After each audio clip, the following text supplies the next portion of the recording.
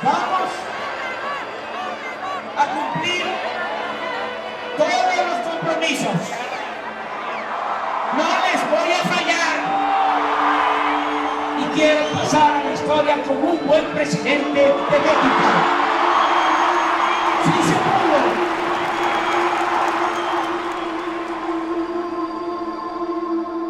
Para que nadie se quede sin alimento o meteor. Que así sea.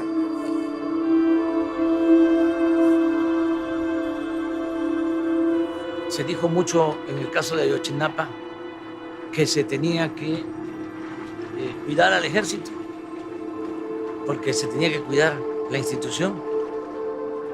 No, se está investigando. Vamos a saber todo lo que sucedió y se va a castigar a los responsables. Esa es una deuda que tengo con el pueblo de México.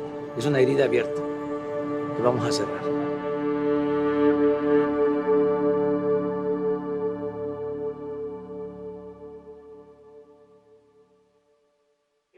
Habitantes, con 3 o menos localidades urbanas y sin carreteras de más de 4 carriles. Sin más, por eso.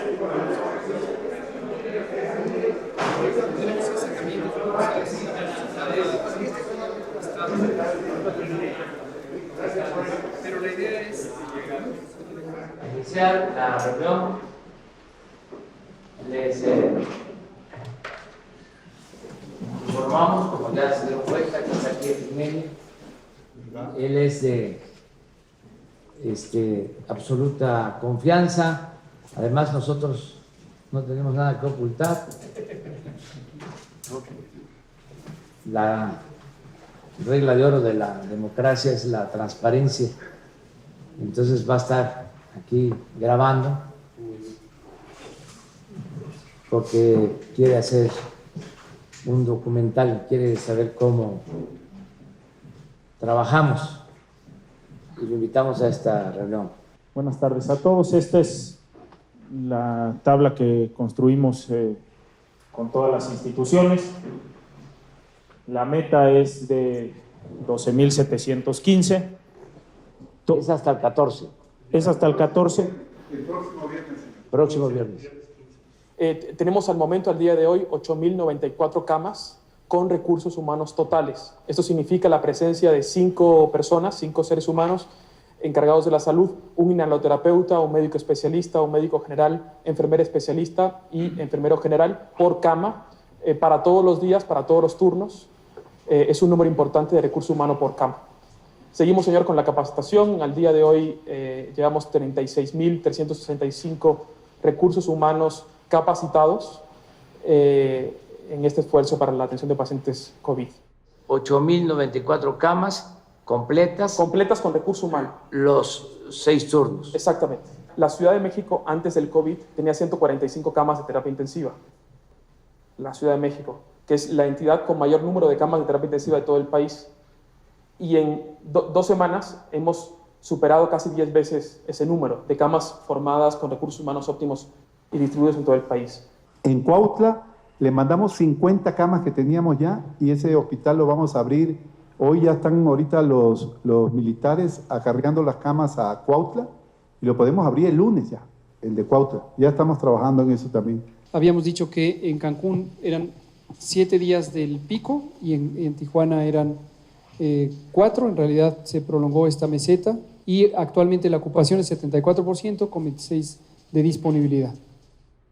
Lo otro, ya para terminar, es el que no caigamos en ninguna provocación. Están los conservadores ahora sí,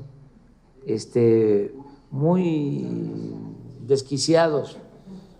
Entonces, no hay que confrontarlos tanto, o confrontarlos, pero hablar despacito y, o sea, relajado.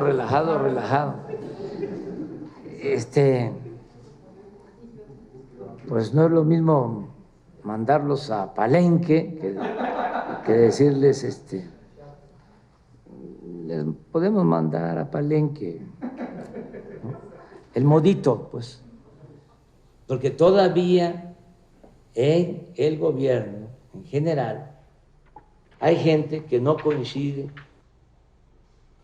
con el proceso de transformación. No piensan que es posible transformar el país y no tienen como objetivo superior el de mejorar las condiciones de vida y de trabajo del pueblo de México.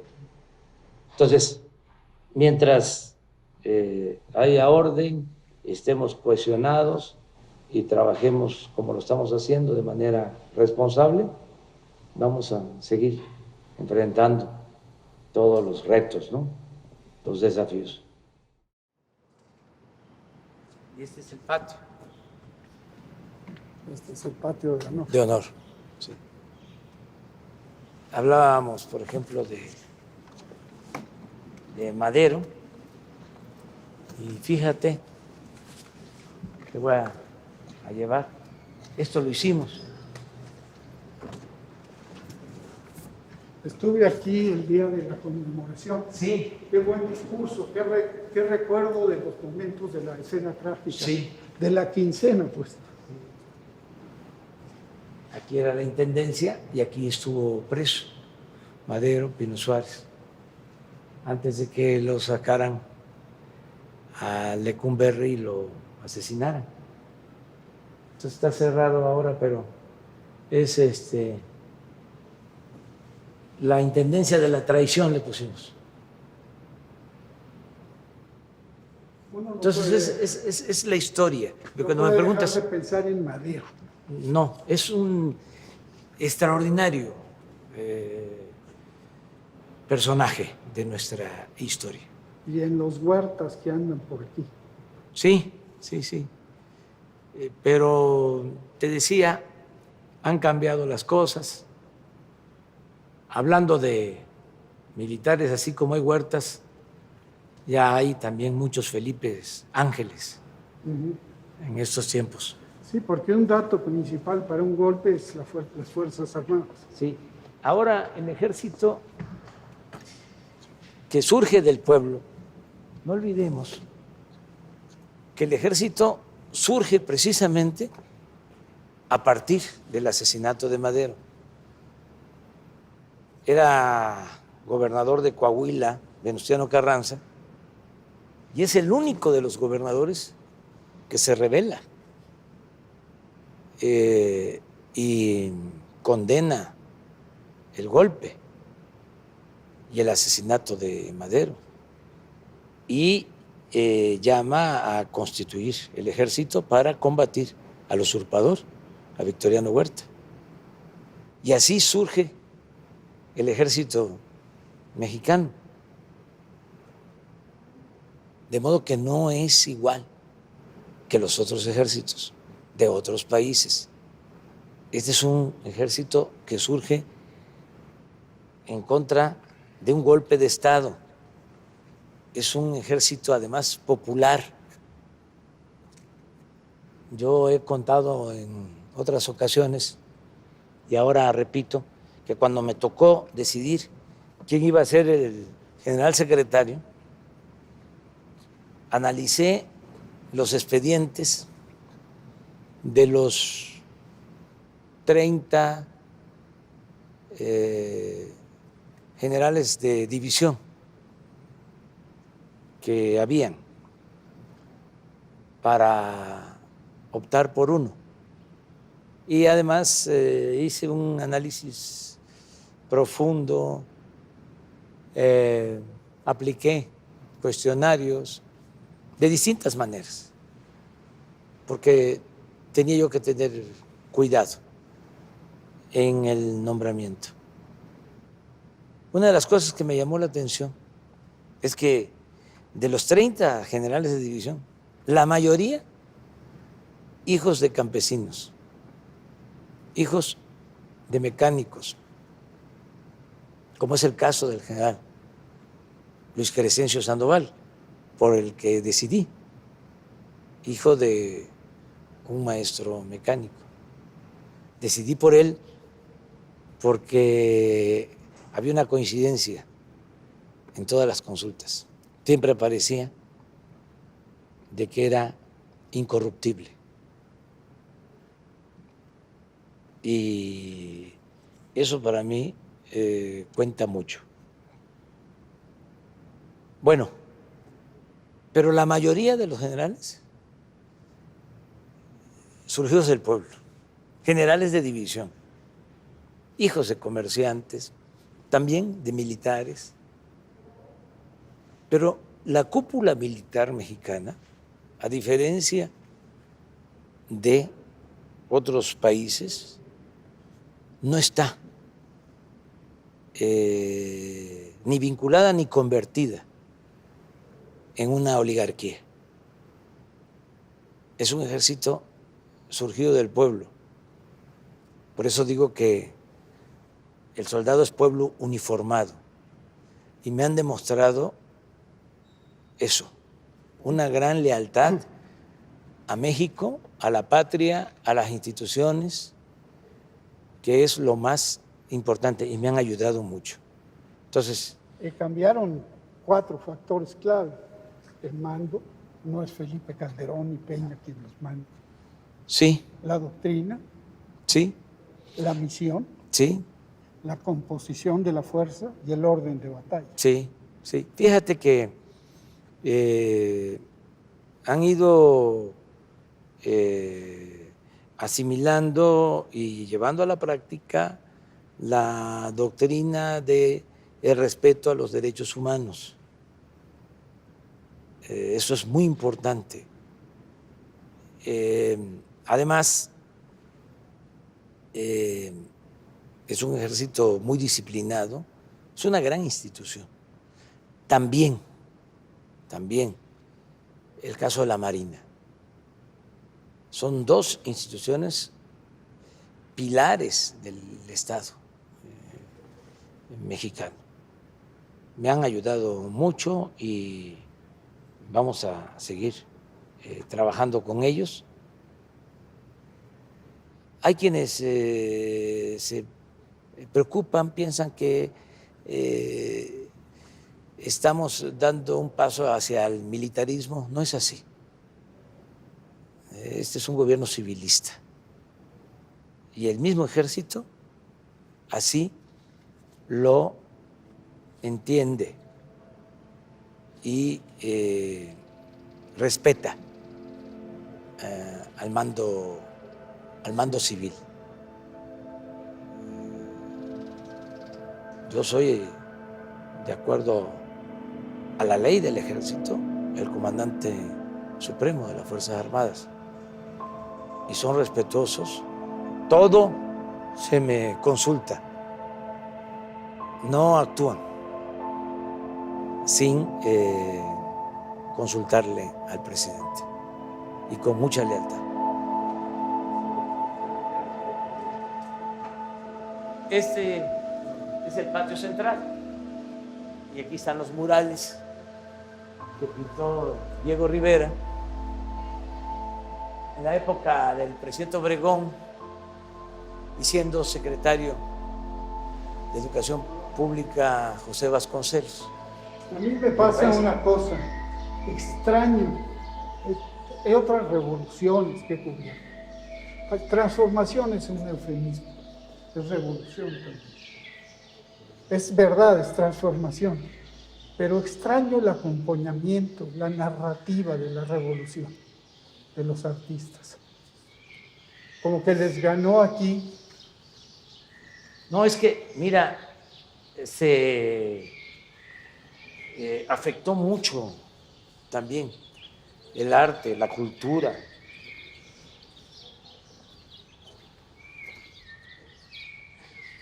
El mundo de la intelectualidad.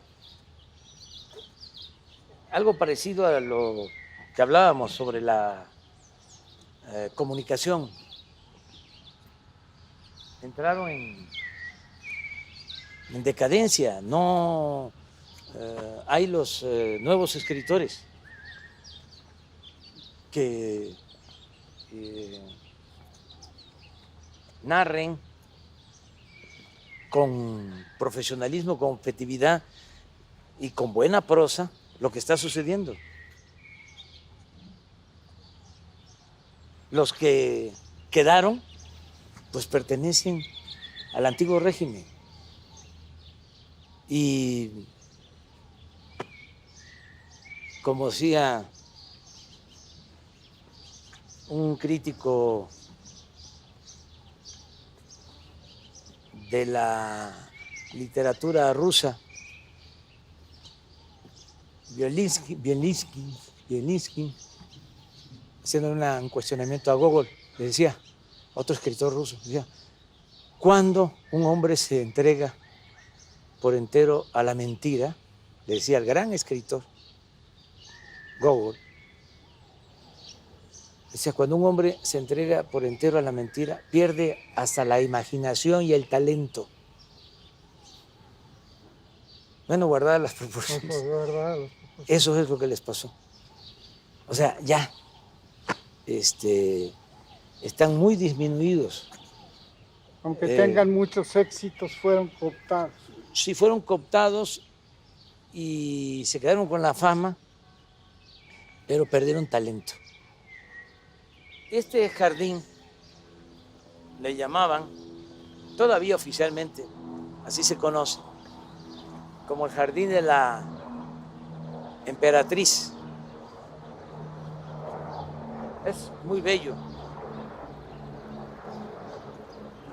Entonces, son fresnos y don Pepe Iturriaga criticaba precisamente a Álvaro Obregón porque trajo las palmas de Sonora. Ajá. Y pues no son del altiplano. Pero también hay otros árboles que no lo son. Allá atrás ¿sí? Hay un flamboyán rojo, pues es trópico. Sí. Entonces, yo decidí sembrar también árboles del trópico. Mira, esa es una palma real. Esa la sembré. Y esta es una ceiba. A ver si tengo suerte. La ceiba es bondadosa. Sí. Es un árbol sagrado de los mayas. Significa fertilidad del suelo y sostén del cielo. Estoy escribiendo sobre lo que está sucediendo. Y sí, sobre el proyecto hacia adelante, lo nuevo. O sea, ¿qué proponemos? Sin pretensiones, ¿no? Sin ínfulas, no solo para México, sino aportar algo para el mundo. Ya pasó. El rebautizar ciertos términos Sí. como PIB tuvo un efecto en el mundo. Sí, no, ya se está tomando en cuenta que no debe de apostarse tanto o considerarse como lo único para medir el desarrollo de los pueblos, el crecimiento, porque crecer puede significar, sí, que haya más dinero, pero concentrado en unas cuantas manos, y eso no necesariamente es bienestar. Cuando crecimos más en México, ¿sí? Cuando hubo más multimillonarios en México, cuando teníamos el cuarto lugar en multimillonarios en el mundo, solo nos ganaba Estados Unidos, Japón y Alemania. México estaba en el cuarto lugar. Fue al final del gobierno de Salinas y teníamos 24 multimillonarios. ¿Sí? Bueno, exactamente en ese tiempo fue cuando más se profundizó en México la desigualdad social. Entonces, nosotros queremos crecer, sí, pero con bienestar. ¿Sí? Queremos la modernidad, pero forjada desde abajo para todos. Queremos el progreso con justicia. Entonces, ese es el cambio. O sea, eso es lo que queremos aportar. O sea, y además demostrar que se puede, que es viable y que es muchísimo mejor que el modelo anterior, sobre todo lo que se usaba para enfrentar las crisis recurrentes, ¿no?, que se daban durante el periodo neoliberal. ¿Sí? Lo que hablábamos del FOA-PROA, ¿no? A ver, endeudar, ¿no? Lo que pasó en Argentina recientemente. Se metió el Fondo Monetario Internacional supuestamente a ayudar, ¿sí?, y los dejó en bancarrota, porque le metieron dinero y dinero y dinero y dinero y dinero, deuda y más deuda y más deuda y más deuda, desataron la especulación, ¿sí?, y vaciaron las arcas públicas y dejaron en una tremenda crisis a Argentina. Entonces, cuidado, así no. Vamos saliendo con la fórmula, con el modelo de que lo mucho o lo poco que tengamos se distribuya con justicia, con bienestar. Sí. Mira, esta es otra ceibita, sí. Ahí van. Vamos a pasar por aquí. Vamos a ir si nos permiten, vamos a ir allá al salón. Bueno, pero sí.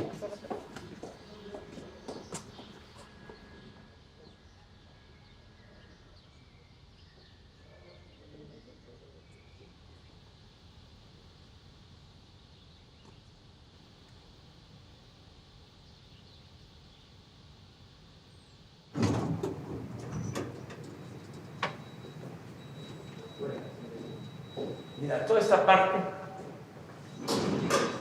es nueva, era lo que tenía el Estado Mayor Presidencial y esto se arregló. Si te das cuenta, estuvimos allá en la parte histórica, pues, ¿sí?, y esto ya estaba impactado, moderno, entre comillas, no así, eran oficinas. Entonces se arregló, se abrieron los espacios. Si ves los cuadros, son de los artistas. Aquí está Palenque, mira. De los artistas que pagan impuestos Con su obra. con su obra. Todo esto es de Hacienda. Pero se arregló esto.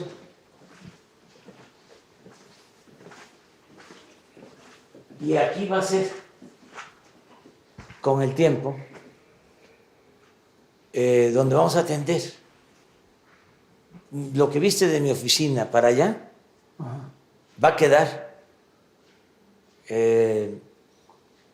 como museo, pero estoy esperando que pase un tiempo. Pero esto sería lo nuevo.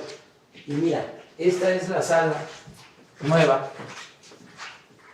Todo esto que decía era del Estado Mayor. Entonces hizo esta sala nueva que se llama Daniel Cabrera, el director del Hijo del Aguizote. Es un homenaje a don Daniel, periodista independiente, revolucionario. Y aquí se estableció, se instaló esta sala de junta moderna. Eso estaba en Los Pinos y se trajo. Es lo único extraño fuera de lo normal para utilizar la sala. Pero ven por acá, que acá está la entrada. Pero mira lo que dice aquí. Los olvidados. y los olvidados. Y ese es de Anguiano, Guerra y Paz.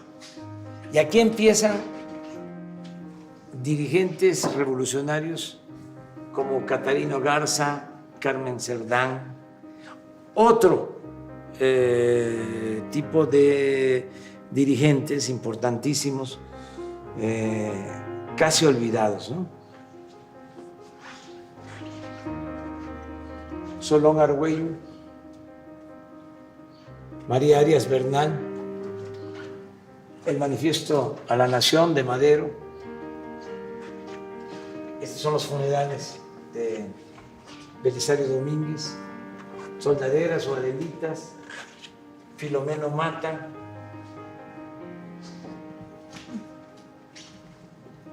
Felipe Ángeles, Juana Belén, Librado Rivera, magonista. Mira esto de Villa. Ricardo Flores Magón, Dolores Jiménez y Muro, Heriberto Frías, gran novelista, Salvador Alvarado, Felipe Carrillo Puerto, aquí escudos. Mira esta carta que es importantísima. Te decía yo que Madero era un hombre bueno. Aquí está exonerando, le está concediendo indulto a Félix Díaz. Esta es fuertísima.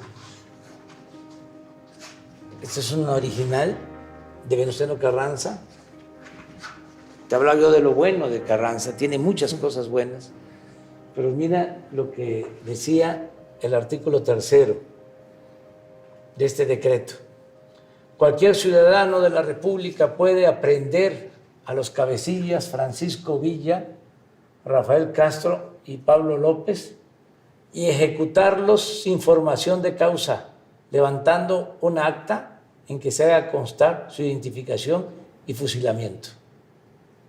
Este es del 14 de enero de 1916. Patente de Pozo. Sí, también. Paulino Martínez, otro periodista, el general extraordinario, Heriberto Jara, veracruzano, Nelly Capobello, Amalia Caballero. Mira esto, es una escultura de la soldadera. Esto es una cosa bellísima de Clausel, gran periodista, antiporfirista, estuvo en la cárcel, se escapó de la cárcel, se fue a Francia, conoció a Monet, fue su maestro, Monet, gran pintor, extraordinario pintor. Cuando regresa, cambia y estuvo con Huerta. Y tengo aquí este cuadro, esta pintura, porque Clausel es un artista de primer orden, lo que suele pasar también. Artistas progresistas, revolucionarios, que se cansan de ser consecuentes y caen redonditos ante el canto de las sirenas. Eso le pasó a Díaz Mirón y a muchos otros. Y también siempre recuerdo que Orozco, José Clemente Orozco, gran muralista, era porfirista, estaba en contra de Madero y se volvió revolucionario, gran muralista. O sea, hay que juzgar a los hombres, a las mujeres, cuando se mueren. Si no hay héroes vivos. Mira, revueltas. Josefina Vicén, gran escritora, Valentín Campa, Elena Garro, Álvarez Garín, Raúl, qué emoción verlo aquí. Frida Kahlo.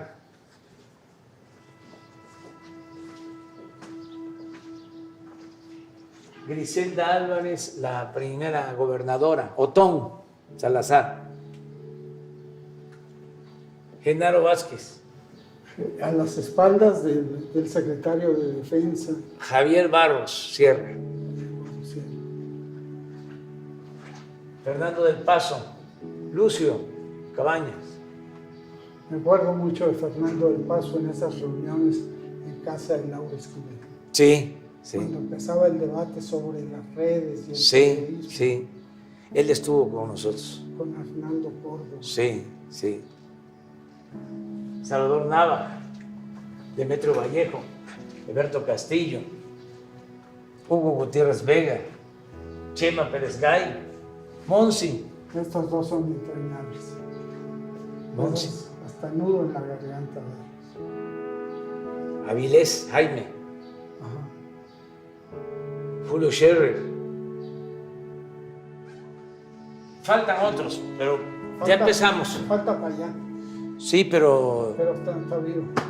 no, yo no quiero que esté aquí ahora. Sí.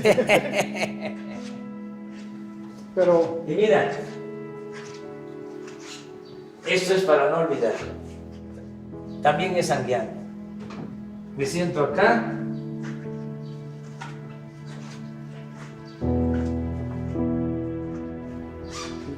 Y lo estoy viendo. Estoy escribiendo un texto ahora en donde explico cómo se beneficia con la transformación nuestra la parte o el sector de más ingresos del país. Nosotros hemos decidido proteger al 70% de las familias de México.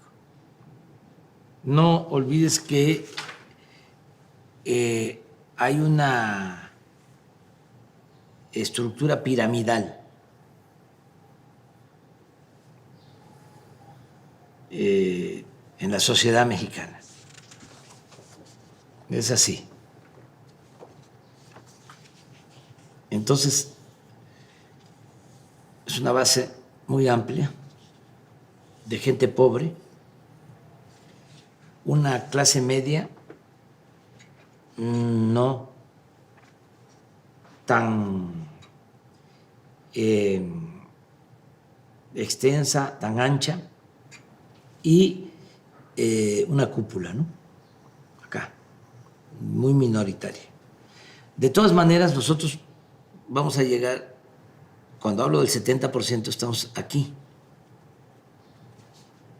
Estamos hablando de 25 millones de hogares. Hasta aquí.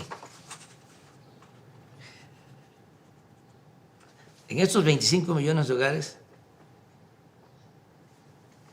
están llegando apoyos. Todavía no llegamos al 70, estamos como en el 60.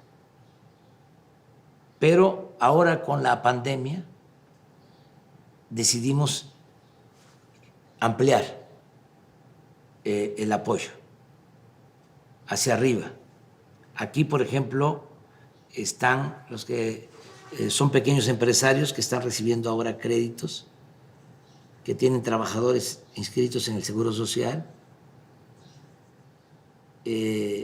Están también quienes no tienen trabajadores inscritos en el Seguro Social, pero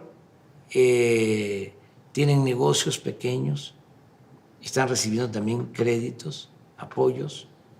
Y aquí están, desde luego, maestros, médicos, enfermeras. Solo la pandemia ha significado contratar más de 40,000 trabajadores de la salud, enfermeras y médicos, 40,000. Están, desde luego, los soldados, los marinos, los trabajadores al servicio del Estado. Bueno, es esto, el 70%, que les va a llegar cuando menos una ayuda del gobierno. A estos de la base, a estos les va a llegar, les está llegando más de una ayuda por familia. Ahora es, ¿qué hacemos con los ricos? Con el 30%, que no son ricos, porque acá llegamos hasta la clase media, y este 30% sería clase media alta y alta. ¿Pero qué hacemos? Bueno, los estoy convenciendo, y sobre eso estoy haciendo un ensayo, de cómo se benefician también ellos. Porque el gobierno tiene la obligación de atender a todos, nada más dándole atención preferente a los pobres. Pero eso es por el bien de todos.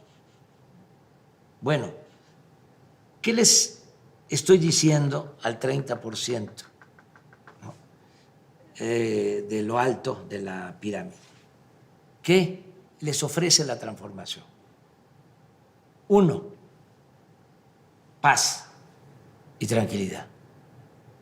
No hay cosa, y tú lo sabes bien porque fuiste corresponsal de guerra, no hay cosa más horrorosa que la violencia. Y no hay cosa de más valor que la paz. Entonces, convencerlos de que al atender aquí tenemos más posibilidades de vivir en paz, de que haya menos homicidios, de que no haya secuestros. Es tremendo cuando secuestran a una persona, que lo privan de su libertad. Y no secuestran a los de abajo, secuestran a los de arriba, por razones obvias, porque son los que tienen recursos económicos. Entonces, si hay justicia aquí, va a haber paz y va a haber tranquilidad. Eso ofrece la transformación. ¿Qué otra cosa ofrece la transformación? Fortalecer el mercado interno en términos económicos, que es algo también importantísimo. Si no hay capacidad de compra aquí, decían los magonistas, y volvemos a la historia, decían, si el pueblo tiene como única posibilidad consumir lo básico y a veces en pequeñas cantidades, tiene como ajuar un petate, ¿sí? No se beneficia el comercio ni se beneficia la industria. Eso decían en el plan liberal de 1906. Dice, cuando los pobres tengan capacidad de compra, va a haber prosperidad. Y esa es otra manera de ayudar a los de arriba. ¿Qué otra forma de ayudar a los de arriba? Bueno, los proyectos que está impulsando el gobierno, el Tren Maya, el del Istmo, el aeropuerto, todas esas obras se están haciendo mediante contratos con empresas que son de los de más ingresos en el país. Por ejemplo, una empresa de Slim acaba de ganar la licitación para un tramo del Tren Maya. Entonces, esa es otra manera. Se apoya las empresas que pertenecen a este sector. ¿Qué otra cosa también les ayuda? El que no haya corrupción, el que haya piso parejo, el que no haya influyentismo, el que todos puedan hacer negocios lícitos y obtener utilidades razonables. Eso lo aporta también la transformación. ¿Qué otra cosa ayuda? El que no se aumenten los impuestos, el que no haya impuestos nuevos, el que no aumente el precio de las gasolinas, del diésel, del gas, de la luz. Todo eso les ayuda. ¿Qué otra cosa va a ayudar mucho? El tratado comercial con Estados Unidos. Hay una circunstancia especial que favorece a México. Hay una ruptura entre China y Estados Unidos. Es evidente de que hay una confrontación, sobre todo en lo económico, en lo comercial. Y en estos momentos que tenemos nosotros una depresión económica, una recesión económica, el tratado permite fortalecer la economía de los dos países y significa más inversión extranjera a México. Y esto es más impulso a la iniciativa privada mexicana, más empleos mejor pagados para técnicos, para profesionales y desde luego empleos en estas empresas dedicadas a la exportación. La maquila significa darle trabajo a 3 millones de obreros. La industria automotriz de México genera 1 millón de empleos y es tanta la integración de cadenas con Estados Unidos, de cadenas productivas, que hasta la industria bélica de Estados Unidos depende ya de partes que se fabrican en México. Entonces, todo esto va a ayudar a este sector. Por eso, la transformación se necesita y es benéfica, y los voy a convencer a que se monten en una revolución, a que participen, porque es en bien de todos. Son pues conservadores, no quieren apostar a lo nuevo. El conservadurismo es eso, es mantener el statu quo, mantener privilegios, no cambiar. Entonces, es invitarlos a que busquemos un modelo nuevo, sobre todo una forma distinta de convivencia, más fraterna, más humana, más solidaria, que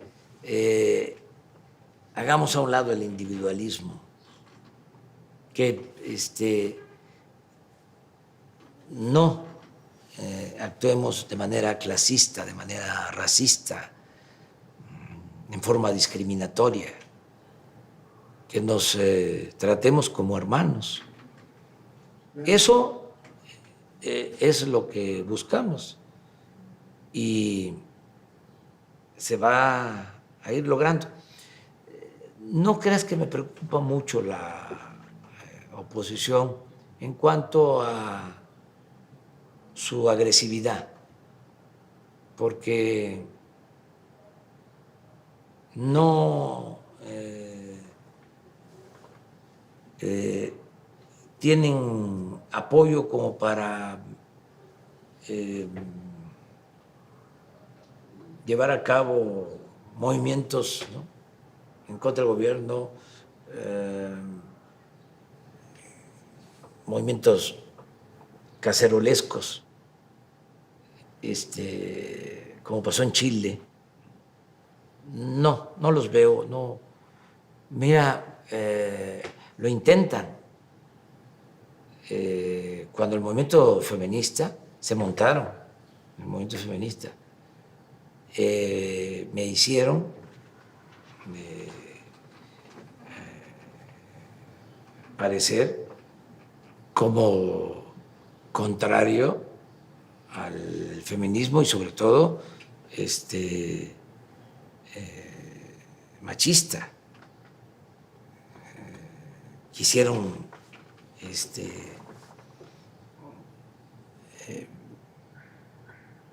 motivar pues ese sentimiento. Me di cuenta de que estaban actuando con oportunismo. El feminismo es un movimiento legítimo, justo, pero aquí se trataba de afectar al gobierno. De repente se volvieron feministas los más retardatarios, ¿no?, del país. Y salimos adelante, afortunadamente. Yo siempre hablo de que estoy tranquilo con mi conciencia. Alguien decía que la conciencia era el mejor tribunal para juzgarnos, ¿no? Nuestra conciencia es el mejor tribunal para juzgarnos. Yo apelo mucho a eso. No podría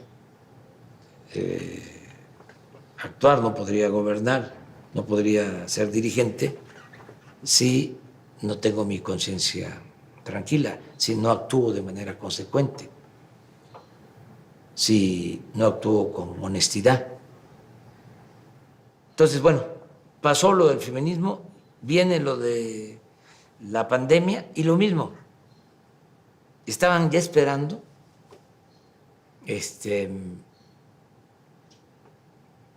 las escenas de horror, la saturación de hospitales, los muertos. Bueno, Proceso sacó un horno crematorio en su portada hace como 3 o 4 o 5 días. El Universal hizo una nota diciendo: están llenos los hornos crematorios. O sea, muy dramático, mostrando mucha desesperación, mintiendo, escandalizando, atemorizando. Un periodismo amarillista, y todo por el enojo que tienen por los cambios, por la transformación. Vamos nosotros a seguir garantizando las libertades. Eso es muy importante. Y volvemos a nuestros héroes, a las lecciones. Juárez decía: nada por la fuerza, todo por la razón y el derecho. No limitar las libertades, no censurar, casi decir prohibido prohibir, no imponernos por la fuerza, convencer, persuadir y tener paciencia. Hemos podido domar la pandemia, precisamente por la participación de la gente, por la participación responsable y consciente de la gente. Logramos controlar la curva epidémica, aplanarla, si no nos hubiese generado un problema mayor, nos hubiese saturado los hospitales, si nos hubiese pegado como sucedió en Europa, en Nueva York, ahí los desbordó, desgraciadamente, algo muy lamentable. Nosotros tuvimos suerte de que nos llegó más tarde y nos preparamos, porque ya habíamos empezado a levantar el sistema de salud pública, pero estaba todavía enclenque, en el suelo. Y nos dio tiempo de tener las camas, los ventiladores, los especialistas, las enfermeras, y no padecimos de saturación, porque la gente ayudó a que no se propagara la epidemia tan rápido, se aplanó la curva. Esto fue muy importante y ahora tenemos ya una infraestructura hospitalaria para atender pues a todos, no dejar sin atención médica a nadie.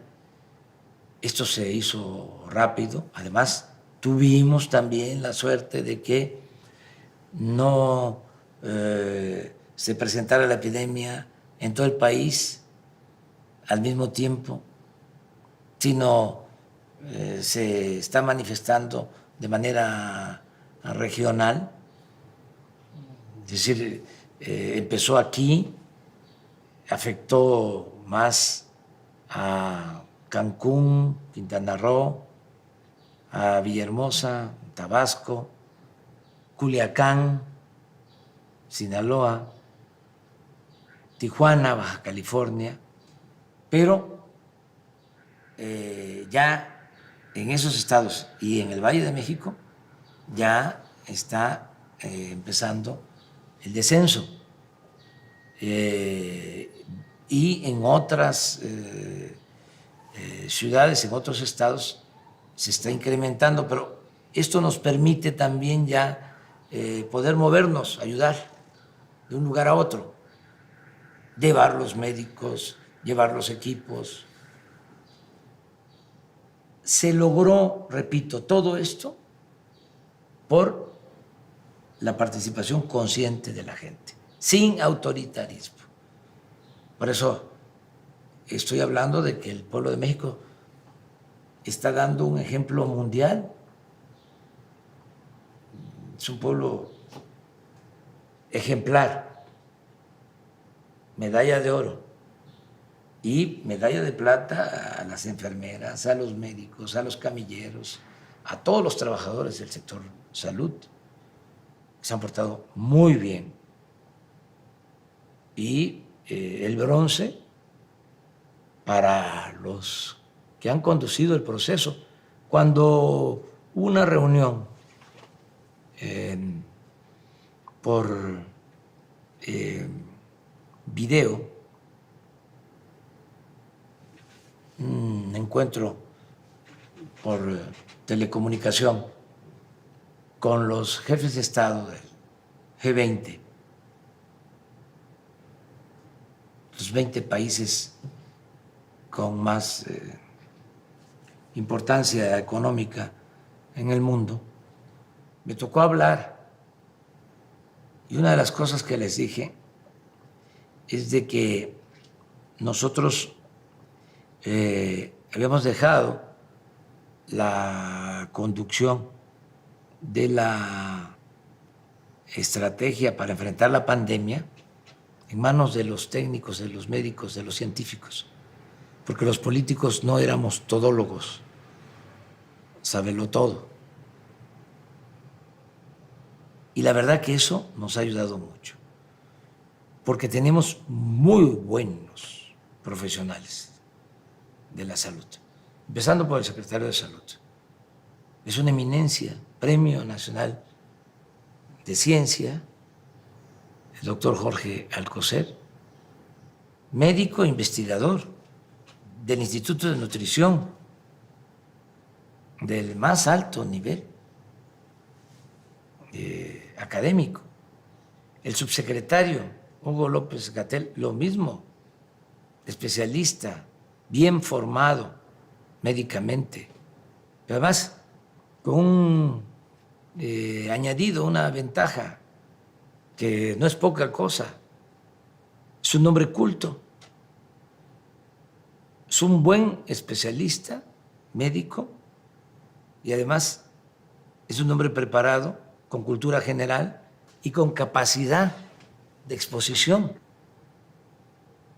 Es didacta, es pedagogo, es un maestro. Esto nos ha ayudado mucho. Desde el principio decidimos poner orden. No vamos a hablar todos. Y me tocó designar a Hugo como vocero y estuvieron de acuerdo quienes forman parte del equipo del sector salud. Y insistí mucho en que actuáramos con responsabilidad y que hiciéramos a un lado el protagonismo y que se cuidara la información. Un vocero, y lo ha hecho muy bien. Eso tiene muy molestos a los conservadores, porque quisieran que actuáramos con desorden, que no se informara como se está haciendo todos los días, con claridad, sin ocultar nada.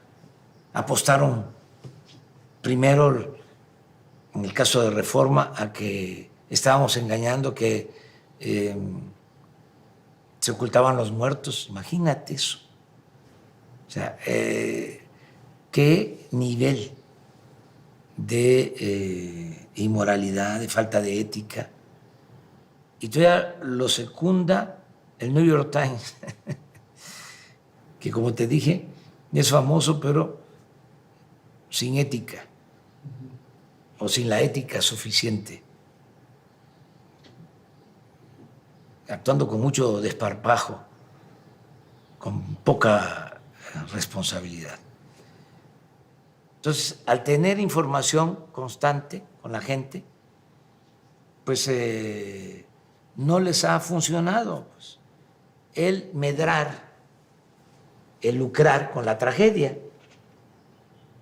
No se me va a olvidar que estaba yo en una gira antes de entrar a la cuarentena. Fui a la Costa Chica de Guerrero y regreso, y en el trayecto de Acapulco a la Ciudad de México, en el vuelo, me entero de que habían sacado un mensaje, un Twitter, Riva Palacio y López Dóriga, en donde ya hablaban del primer muerto del coronavirus. Lamentable, ¿no? Llego al aeropuerto, salgo y como nunca, periodistas, camarógrafos, me empiezan a alumbrar y a acosar para que yo respondiera, porque ya había el primer muerto del coronavirus en México. Muy agresivos, pidiéndome que yo manifestara mis condolencias a los familiares. Entonces les dije que iba yo a hablar al día siguiente, en la mañanera. Entonces no le importa el muerto, no le interesa, yo guardando silencio, ¿no? Aplicando aquello de que uno es dueño de su silencio y rehén de sus palabras. Entonces me quedé callado, ¿sí? Hasta el carro, ahí, me metía en la cámara. Ya llegué aquí, ya me informaron que afortunadamente el señor no había muerto. Por cierto, sigue vivo y qué bueno. Ya se integró al Consejo de Administración de sus tareas. Sí, que me da mucho gusto. Y ya al día siguiente pues ya se aclara de que no había sucedido eso. Imagínate yo, forzado por las circunstancias, mandando mi pésame a la familia. ¿Cómo queda la investidura presidencial? Haciendo el ridículo. Entonces, tenemos que resistir a todas esas cosas y lo hemos venido haciendo, pero, repito, nuestro ángel de la guarda es el pueblo. Eso es lo que nos protege, nos apoya. Yo quiero aprovechar para agradecerte por todo lo que haces en redes sociales y lo que hacen muchos, muchos. No los conozco. Hay una persona, Arango, que lo veo en las redes. No lo conozco, pero es conmigo, con Beatriz, muy cariñoso, muy afectuoso, muy solidario. Pero así como él, ahorita se me vino a la memoria este apellido, no recuerdo su nombre, así muchísimos, muchísimos. Buenos ciudadanos, buenas personas, y les agradezco mucho su apoyo. Y va el compromiso, o reitero el compromiso de no fallarles. No voy a traicionar al pueblo. Y no es en vano todo esto que estamos haciendo. Entre todos. Porque yo no podría conducir la transformación, no avanzaría la transformación sin la participación de la gente. Así como decías, de que no nos podemos olvidar de dónde venimos y por qué estamos aquí, porque para llegar aquí fueron generaciones que sufrieron, que enfrentaron el autoritarismo. Muchos se nos adelantaron, dirigentes sociales, dirigentes políticos, que aportaron muchísimo para que se llevara a cabo esta transformación que estamos conduciendo y en la que está participando todo el pueblo. Entonces, vamos hacia adelante. Está difícil la situación. Se dice que la caída de la economía mundial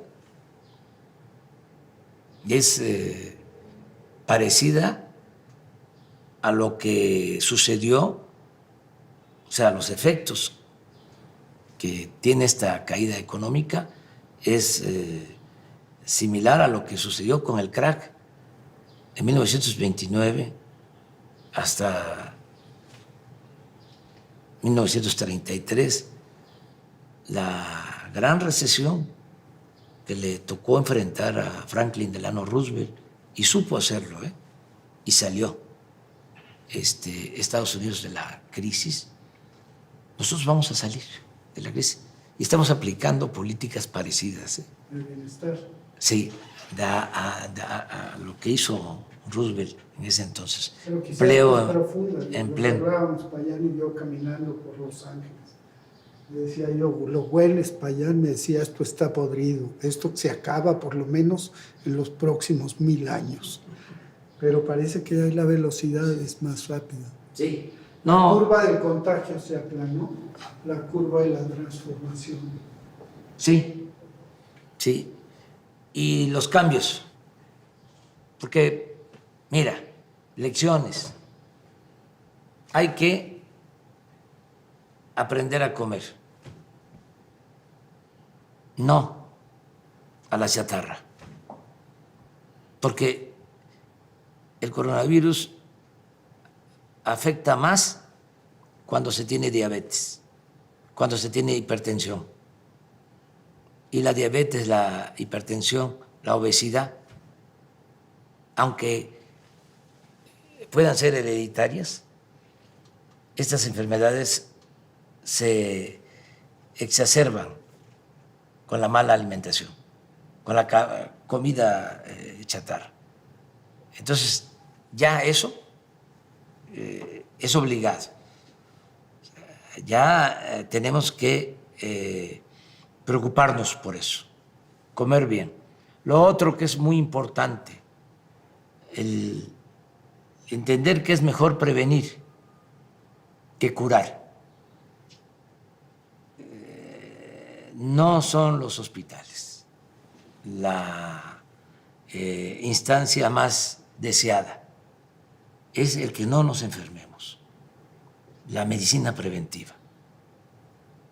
Eso es otra lección importante. Tercera lección, no al derroche, no al consumismo, no a tener más de la cuenta, actuar con austeridad, con sobriedad. México era de los países en donde se consumían más productos, artículos de lujo. Todo eso tiene que cambiar. Tenemos que vivir con lo indispensable, con lo necesario, no a lo superfluo, no al lujo barato. ¿Qué otras lecciones nos deja esta crisis? Que debemos de ahorrar todos. Tenemos que ahorrar, aunque se tenga poco, no derrochar, no malgastar lo que tengamos. ¿Qué otra lección? Querernos mucho. Nada sustituye al amor. Mira cómo padecieron más los adultos mayores que estaban en asilos de ancianos, sobre todo en Europa. ¿Cómo se protegió más al adulto mayor? En nuestras casas.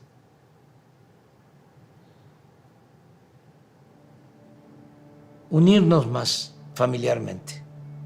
La familia, quedó demostrado, es la institución de seguridad social más importante del país. Y no olvidar la importancia también de los valores culturales, morales, espirituales. Son lecciones, enseñanzas de esta crisis del coronavirus. Este va a ser mi despacho. Estoy arreglando para no usar aquel, para dejar libre aquel. Vamos más para que termines de ver la parte histórica. Nos faltan 2 salones, 3. Puedes pasar por aquí. Esta es la parte histórica.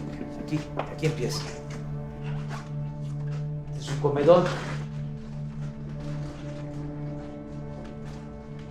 Mira esto. Qué barbaridad. Esto sí es de la época del Imperio. Era el comedor imperial. Y esto es morisco. Y aquí por atrás se entra el patio.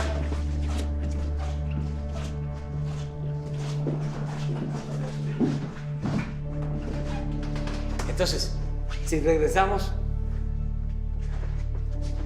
todo esto va a quedar De museo. sí, con un tiempo. Todavía no.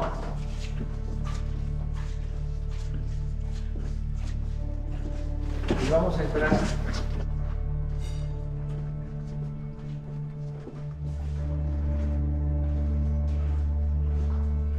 a las nuevas oficinas por acá. Todas estas obras, eso es lo que te comentaba, se colgaron, eran de Hacienda. Me ha ayudado mucho Beatriz en decorar. De la curaduría y todo Sí. eso.